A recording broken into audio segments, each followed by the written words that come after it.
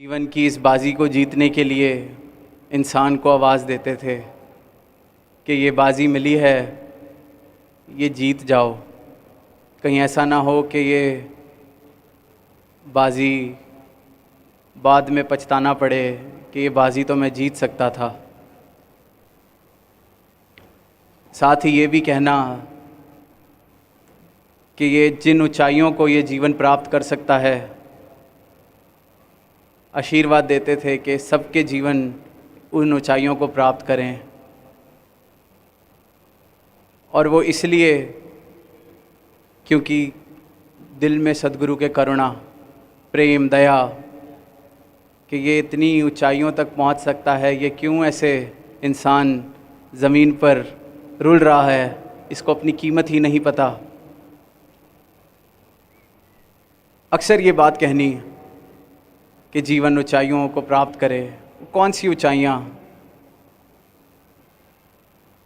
कि इस जीवन में सच शामिल हो जाए, इस जीवन को इस माया के आधार पर जी के ना व्यर्थ गवाया जाए, इस एक के साथ मिल के अपने सच्चे स्वरूप को पहचान के एक में खोकर ऐसा ऊंचा जीवन जिया जाए। आज भी उस मिसाल का जिक्र हुआ जो बाबा जी निरंतर मौके मौके पर देते कि ज़रूरी है, ये बात बिल्कुल ठीक कि माया का प्रभाव बहुत प्रबल है, पर जब हम ऊंची अवस्था को इस प्राप्त कर लेते हैं तो ये माया बहुत छोटी लगती है। और वो हवाई जहाज़ वाला एग्ज़ाम्पल देना कि जब ऊंची ऊंची बिल्डिंगों को ज़मीन पर खड़े होकर देखते हैं तो वो कितनी बड़ी, ऐसे लगता है कि इनसे तो बड़ा कुछ हो ही नहीं सकता। और फिर जब कभी मौका मिले किसी को हवाई जहाज़ से इस धरती को देखने का, तो वो बिल्डिंग्स कितनी छोटी। तो यही बात कहनी कि इन ऊंचाइयों को इस प्रकार प्राप्त किया जाए कि बेशक ये माया बलशाली है, पर फिर वो गुरसिखों पे उसका कोई ज़ोर नहीं, क्योंकि ऐसी ऊंची अवस्था प्राप्त कर लेते हैं गुरसिख।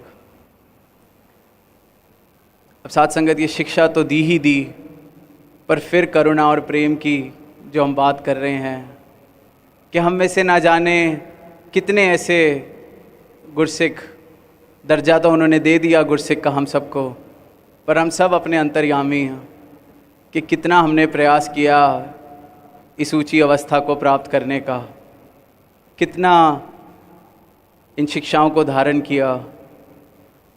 पर वहाँ भी जैसे एक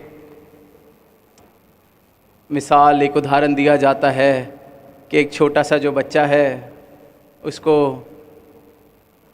क्योंकि ऊंचा नहीं है कद तो दिखता नहीं दूर तक, तो उसके पिताजी उसको अपने कंधों पर उठा लेते हैं और उसको एहसास दिलाते हैं कि ये ऊंचाइयां हैं।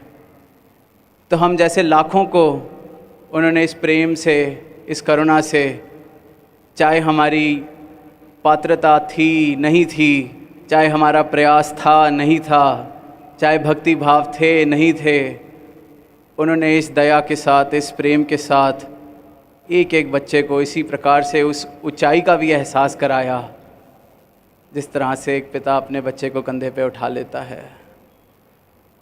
तो ऐसे करुणा के लिए, ऐसे प्रेम के लिए प्रेम शब्द बिल्कुल पूरा नहीं पड़ सकता।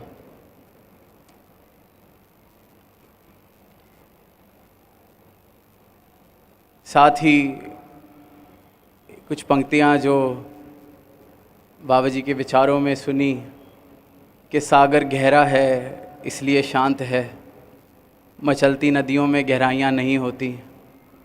तो जहाँ ऊंचाइयों की बात की, ऊंचाइयों तक हमें पहुँचाया, वहीं इस गहराई के साथ भी हमारा नाता जोड़ा कि किरदार बने।